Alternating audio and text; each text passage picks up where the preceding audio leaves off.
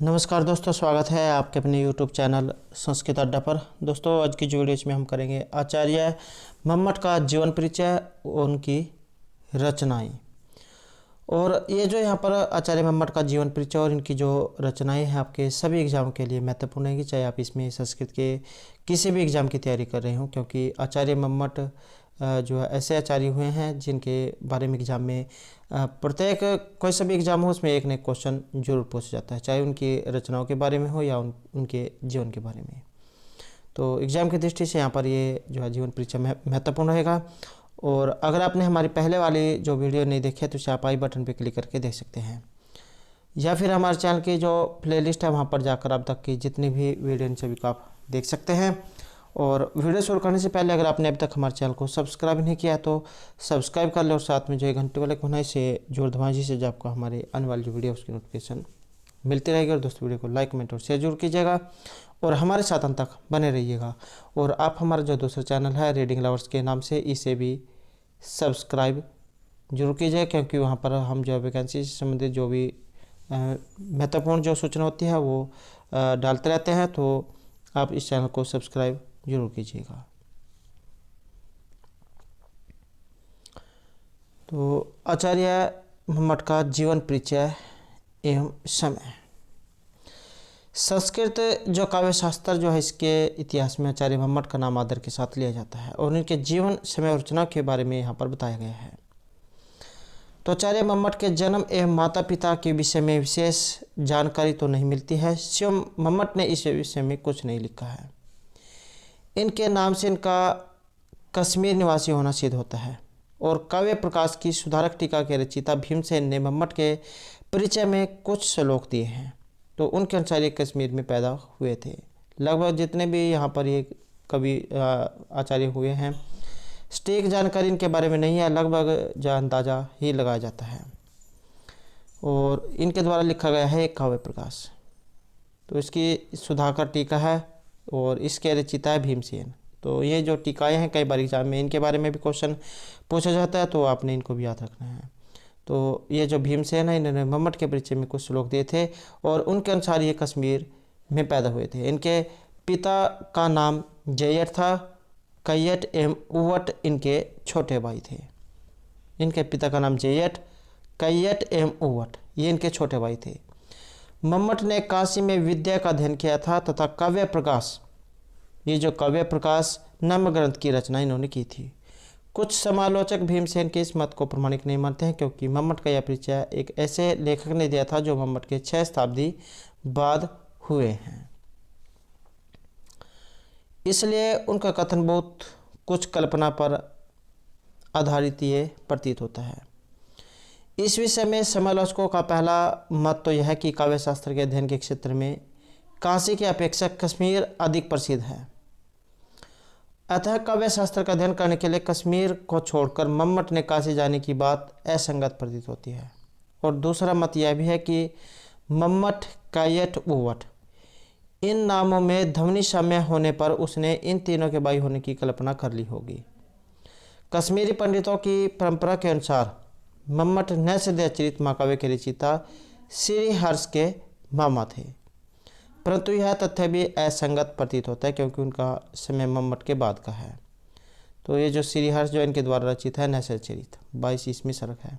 राजा नल और जो दमयंती है उनकी प्रेम कथा इसमें दिखाई गई है। तो क्योंकि ये इनके बाद के हैं तो इसके बारे में भी यहाँ पर ये असंगत लग रहा है। मम्मट ने काव्य प्रकाश में अभिनवगुप्त और नवशासक चरित का उल्लेख किया है। अभिनवगुप्त 1015 ईस्वी में जीवित थे और मम्मट ने भोज के द्वारा विद्वानों के प्रति दिखाई गई उदारता का भी उल्लेख किया है। भोज का राज्यकाल था 1055 ईस्वी तक और मम्मट 11वीं शताब्दी के पूर्वार्ध के पश्चात हुए होंगे। काव्य प्रकाश की सबसे पहली टीका माणिक्य चंद्र किस संख्या टीका है? काव्य प्रकाश की सबसे पहली टीका माणिक्य चंद्र की संख्या टीका है। माणिक्य चंद्र की संख्या टीका और यह 1160 ईस्वी में लिखी गई थी। हेमचंद्र ने काव्य अनुशासन 1143 ईस्वी में आचार्य मम्मट के मतों का उल्लेख किया है। और रुय्यक ने अलंकार सर्वस्व 1143 ईस्वी में आचार्य मम्मट के मतों का खंडन किया है। मम्मट इनसे पहले हुए होंगे, तो इन मतों के आधार पर मम्मट का जो समय है ये 1050 से 1100 ईस्वी के मध्य है, निश्चित किया जा सकता है। तो यह जो यहाँ पर ग्रंथ जो आ रहे हैं, जो जिसके द्वारा लिखे गए हैं, ये आपने याद कर लेने हैं, क्योंकि ये भी एग्जाम में पूछे जाते हैं। हेमचंद्र ने काव्यानुशासन, रुय्यक ने अलंकार सर्वस्व। अब जो यहाँ पर इनकी रचनाओं के बारे में बताया गया है, तो काव्य शास्त्र के इतिहास में काव्य प्रकाश का विशेष स्थान है। काव्य शास्त्र के नियमों को समझने के लिए इसमें 142 कारिकाएँ हैं और 10 उल्लास हैं। नियमों को समझने के लिए मम्मट ने 603 उदाहरण विभिन्न काव्यों से संग्रह करके दिए हैं। और काव्य प्रकाश की एक विशेषता यह भी है कि इसमें कारिकाओं के साथ वृत्ति भी दी गई है। मम्मट के नाम से एक अन्य ग्रंथ शब्द व्यापार विचार भी प्रसिद्ध है। इसमें अभिधा और लक्षण के विषय में बताया गया है। आगे यहाँ पर जो इनका जो ये काव्य प्रकाश जो है, इस जो उल्लासों में बटा हुआ है, तो उनके बारे में बताया गया। तो इसमें 10 जो है ये उल्लास है।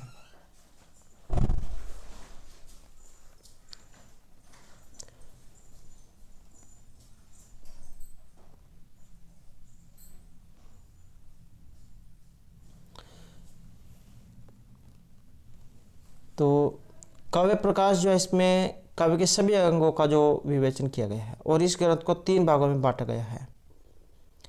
3 भाग इसमें कौन कौन से हैं? कारिका, वृत्ति और उदाहरण। कारिकाओं में नियमों को प्रस्तुत किया गया है एवं वृत्ति में इन कारिकाओं की व्याख्या की गई है और इन नियमों को उदाहरण के द्वारा स्पष्ट किया गया है और यह उदाहरण पूर्व रचित ग्रंथों से लिए गए हैं। और ये जो काव्य प्रकाश है, इसके जो 10 उल्लास है, इनमें इन विषयों का वर्णन किया गया है। तो पहला जो यहाँ पर उल्लास है, ये भी आपने बात याद रखने, इनका जो काव्य प्रकाश जो है ये उल्लासों में है और आचार्य विश्वनाथ का परिच्छेदों में है, उसमें भी 10 परिच्छेद है। तो ये भी क्वेश्चन एग्जाम में पूछा जाता है। प्रथम जो उल्लास है, इसमें आचार्य मम्मट ने भारती देवी की वंदना करके काव्य का प्रयोजन, काव्य के हेतु, काव्य परिभाषा एवं उसके उत्तम, मध्यम और अधम भेदों का निरूपण किया है। द्वितीय जो उल्लास है, दूसरे उल्लास में शब्द शक्तियों का विवेचन है और 3 प्रकार की शब्द शक्तियाँ अभिधा, लक्षणा और व्यंजना ये बताई गई है। कुछ विद्वानों ने चौथी शक्ति तात्पर्य अर्थ भी मानी है और उनकी भी इसमें चर्चा की गई है। इस उल्लास में इन शक्तियों की व्याख्या करके लक्षणा और व्यंजना के भेदों का निरूपण किया गया है। और ये जो इनकी ये जो शक्तियाँ जो है अभिधा, लक्षणा, व्यंजना, इनके ऊपर हमारे द्वारा पहले भी वीडियो बनाई गई है, जिसमें जो है इनके ये जो सब शक्तियाँ जो हैं इनके बारे में क्वेश्चन कराए गए हैं। और अगर आपने वो वाली वीडियो नहीं देखी है तो उसे आप हमारे चैनल की प्लेलिस्ट में जाकर देख सकते हैं। और वेरी वेरी इंपॉर्टेंट, क्योंकि ये भी कोई सा भी एग्जाम हो, इनमें से एक क्वेश्चन जरूर पूछा जाता है। तीसरा जो यहाँ पर उल्लास है, तृतीय उल्लास में सब प्रकार के अर्थ व्यंजक कैसे होते हैं और ऐसी स्थिति में व्यंजना शक्ति किस प्रकार हो सकती है, यह बताकर अर्थ व्यंजना का विस्तार से विवेचन किया गया है। उसके बाद है यहाँ पर चतुर्थ उल्लास।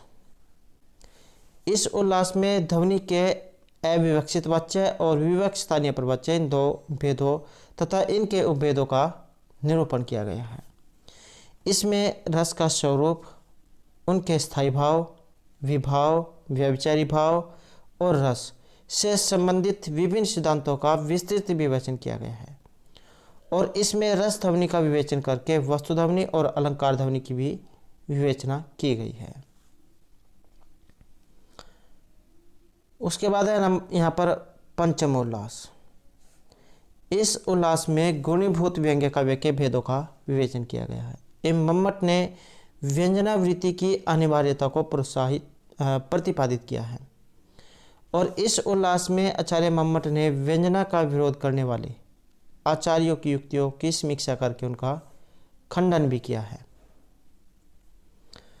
षष्ठम जो उल्लास है, यहाँ पर छठा उल्लास ये छोटा है और इसमें अधम काव्य के भेद, शब्द चित्तर एवं अर्थ चित्तर, इनके बारे में बताया गया है। उसके बाद है सप्तम उल्लास।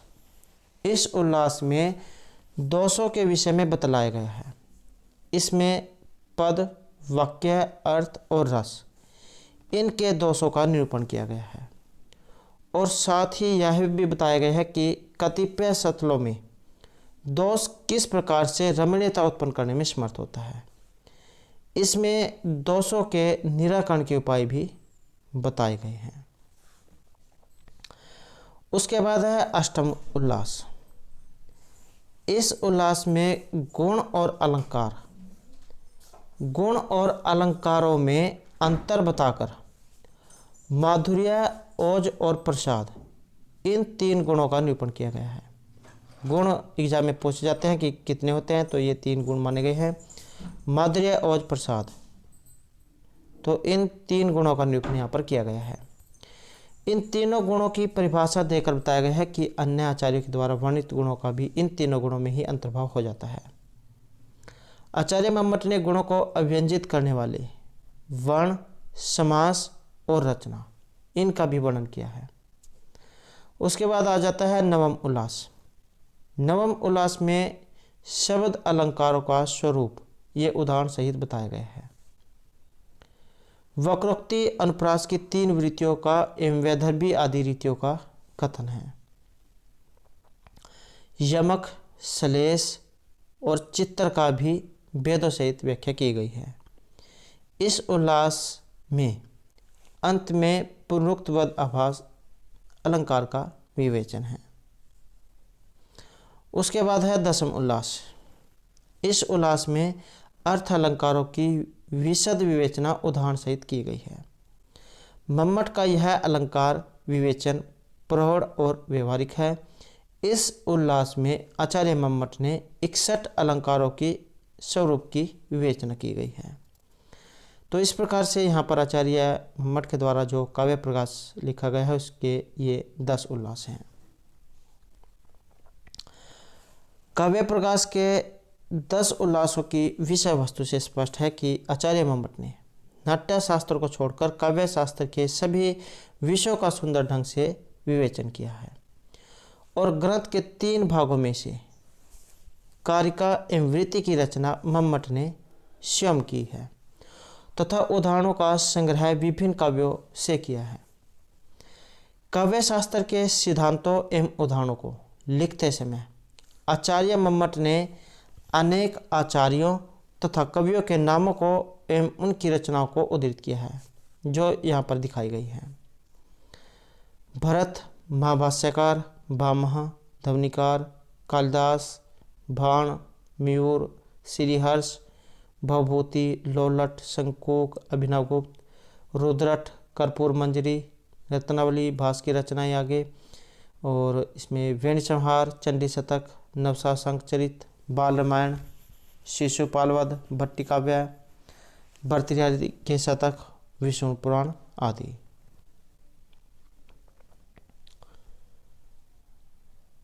अब जो यहाँ पर इनका जो ये काव्य प्रकाश है इसके ऊपर जो टीकाएँ लिखी गई हैं इनके बारे में बताया गया है और एग्ज़ाम में ये टीकाओं वाला क्वेश्चन भी पूछा जाता है। हाल ही में नेट का एग्ज़ाम हुआ था यूजीसी नेट का, तो उसमें भी जो है इस प्रकार का एक क्वेश्चन पूछा गया था। तो काव्य प्रकाश की टीकाएँ आचार्य मम्मट के द्वारा रचित काव्य प्रकाश ग्रंथ इतना लोकप्रिय हुआ है कि इस पर अनेक टीकाएँ लिखी गई हैं और इन टीकाओं के बिना काव्य प्रकाश के रहस्य को समझना कठिन है। आचार्य मम्मट के काव्य प्रकाश पर टीका लिखना विद्वता का प्रमाण समझा जाता था और इस ग्रंथ पर टीकाकारों ने ही टीकाएँ नहीं लिखी है बल्कि मौलिक ग्रंथों की रचना करने वाले आचार्यों ने भी इस पर टीकाएँ लिखी है। गीता को छोड़कर शायद ही कोई अन्य प्राचीन ग्रंथ हो जिस पर इतनी टीकाएँ लिखी गई हो। काव्य प्रकाश को बहुत ही कठिन और प्रौढ़ ग्रंथ समझा जाता था और इस ग्रंथ की टीकाओं के विषय में ये श्लोक यहाँ पर प्रसिद्ध है। काव्य प्रकाशस्य कृता गृह गृह टीका तथा पीएस तथे दुर्गम है। और काव्य प्रकाश की मुख्य टीका यहाँ पर बताई गई है। अब कौन कौन सी टीकाएँ हैं, जैसे यहाँ पर है माणिक्य चंद्र कृत संकेत टीका। माणिक्य चंद्र गुजरात के रहने वाले ये जैन विद्वान थे और इन्होंने यह टीका 1216 विक्रमी संवत में लिखी थी और काव्य प्रकाश की सबसे प्रसिद्ध टीका है। तो इसका नाम आपने याद रखना है, माणिक्य चंद्रकृत संकेत टीका। उसके बाद है नंबर 2 में रुयक या रोचककृत संकेत टीका। इस टीका की रचना 11वीं शताब्दी के मध्यकाल में हुई थी, 1145 ईस्वी के लगभग। उसके बाद रहेगा वाचस्पति, इन्होंने 13वीं शताब्दी में इस ग्रंथ पर एक टीका लिखी थी और यह मिथिला के रहने वाले थे। उसके बाद है यहाँ पर जयंत भट्ट, इन्होंने 1294 में दीपिका नाम की एक टीका लिखी थी और ये गुजरात के राजा सारंगदेव के पुरोहित के पुत्र थे। नंबर 5 में रहेगा नरहरि सरस्वती, इन्होंने 1242 ईस्वी में चित्ता अनुरंजनी टीका लिखी थी। नंबर 6 रहेगा सोमेश्वर, इन्होंने 13वीं शताब्दी के उत्तरार्ध में इस ग्रंथ पर टीका लिखी थी और इस टीका का नाम काव्यादर्श या संकेत था। उसके बाद है चंडीदासकृत टीका और नाम है दीपिका। इनका समय 13वीं शताब्दी का मध्य भाग माना गया है और ये आचार्य विश्वनाथ के कविराज के पितामह के छोटे भाई थे। उसके बाद है यहाँ पर आचार्य विश्वनाथ कविराज जिनके द्वारा रचित साहित्य दर्पण ग्रंथ अत्यधिक लोकप्रिय हुआ है, उन्होंने भी काव्य प्रकाश पर टीका लिखी है। इनकी टीका का नाम काव्य प्रकाश दर्पण है और इनका समय 14वीं शताब्दी का उत्तरार्ध है। आचार्य विश्वनाथ, इनके जीवन परिचय हमारे द्वारा पहले करा दिया गया है, तो अगर आपने नहीं देखा है तो इसे आप हमारे चैनल की प्लेलिस्ट में जाकर देख सकते हैं। इनका जीवन परिचय साहित्य दर्पण जो है वेरी इंपॉर्टेंट है। आचार्य विश्वनाथ मम्मट, इन दोनों का एग्जाम की दृष्टि से वेरी इंपॉर्टेंट है, क्योंकि इन दोनों में से एक न एक के बारे में एग्जाम में जरूर पूछ जाता है। तो ये जो आचार्य विश्वनाथ कविराज जो है इनके द्वारा रचित है साहित्य दर्पण, 10 परिच्छेदों में है और यह लोकप्रिय हुआ है। उन्होंने भी काव्य प्रकाश पर टीका लिखी थी और इनका टीका का नाम आपने याद रखना है, काव्य प्रकाश दर्पण, और समय रहेगा 14वीं शताब्दी का उत्तरार्ध। काव्य प्रकाश पर ही गोविंद ठक्कर की काव्य प्रदीप टीका भी बहुत प्रसिद्ध हुई है और इस टीका पर भी अनेक टीकाएँ लिखी गई हैं। इस टीका पर वैद्यनाथ, इन्होंने प्रभा टीका और नागोजी भट्ट ने उद्योग टीका लिखी है। तो वैद्यनाथ ने प्रभा टीका और नागोजी ने उद्योग टीका, ये इस पर लिखी गई है। गोविंद ठक्कर का समय माना गया है 15वीं शताब्दी का उत्तरार्ध। उसके बाद है नंबर 10 में भीमसेन, इन्होंने काव्य प्रकाश पर सुधा सागर या सुबोधनी टीका लिखी थी और उनकी रचना का समय माना गया है 1723 ईस्वी। उसके बाद आ जाते हैं नंबर 11 पर, यहाँ पर वामनाचार्य जलकीकर की सुबोधनी टीका बहुत प्रसिद्ध है और यह टीका 1747 में लिखी गई थी। वामनाचार्य ने इसमें अन्य टीकाकारों के मत भी उद्धृत किए हैं और इस टीका में वामनाचार्य ने काव्य प्रकाश के विषय को बहुत ही सरल ढंग से समझाया है। वामनाचार्य, इन्होंने अपनी इस टीका में ऊपर कही गई टीकाओं के अतिरिक्त निम्न टीकाओं के विषय में भी लिखा है।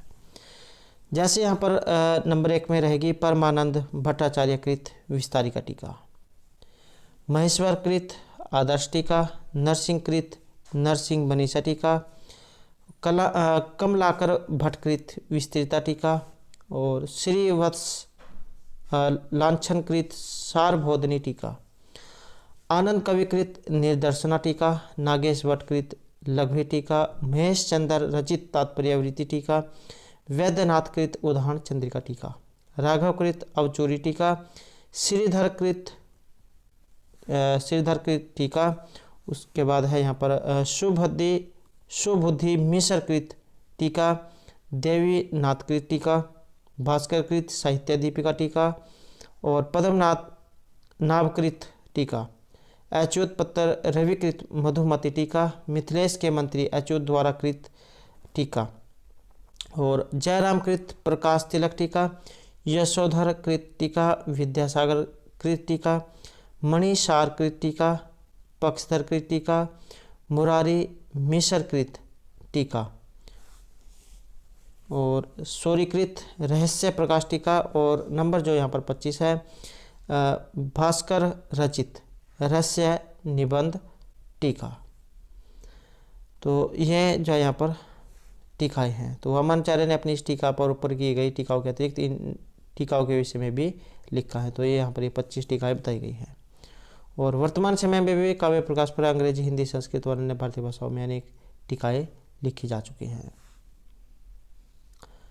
तो दोस्तों, ये थे हमारा आज का यहाँ पर आचार्य मम्मट का जीवन परिचय, उनकी रचनाएं और उनके जो काव्य प्रकाश जो है उस पर लिखी गई टीकाओं से संबंधित कुछ महत्वपूर्ण जानकारी जो आपके आगे आने वाले एग्जाम के लिए महत्वपूर्ण रहेगी। और दोस्तों, अगर आपने अब तक हमारे चैनल को सब्सक्राइब नहीं किया तो सब्सक्राइब कर लें, और हमारे साथ अंत बनाने के लिए धन्यवाद।